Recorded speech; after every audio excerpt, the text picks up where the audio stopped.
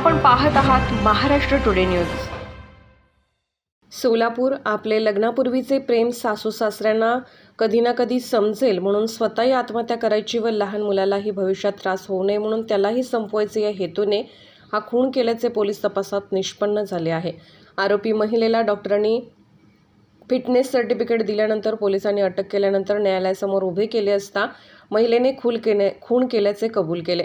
कव्हे तालुका माढा येथील पालखी मार्गावर बोगद्याजवळील चोपडे कुटुंबियातील एका 6 वर्षीय मुलाचा त्याच्या आईनेच कुऱ्हाडीने शिर छाटून खून करून त्यानंतर स्वतःही तणनाशक औषध प्राशन करून आत्महत्या करण्याचा प्रयत्न केल्याची घटना घडली होती।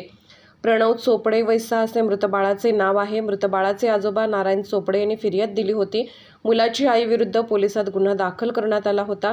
मुलाचा खून करून तिने स्वतःही गळफास लावून आत्महत्या करण्याचा प्रयत्न केला, परंतु तो अयशस्वी झाला। त्यामुळे तिने लागलीच 1.5 ग्लास तणनाशक औषधाचे प्राशन केले व आत्महत्येचा प्रयत्न केला। यात ती बेशुद्ध अवस्थेत पडली होती।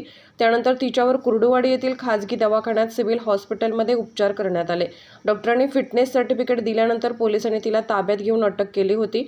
घटनेच्या दिवशी प्रथम टीव्ही पाहतो काय म्हणून लहान मुलाचा गळा आवळला, नंतर तो मेला की नाही याची खात्री करण्यासाठी त्याला हलवून पाहिले, परंतु आपण आत्महत्या केल्यानंतर मुलगा नाहीच मेला तर असा विचार करून तिने कुऱ्हाडीने त्याचे शिर धडावेगळे केल्याचे समोर आले आहे।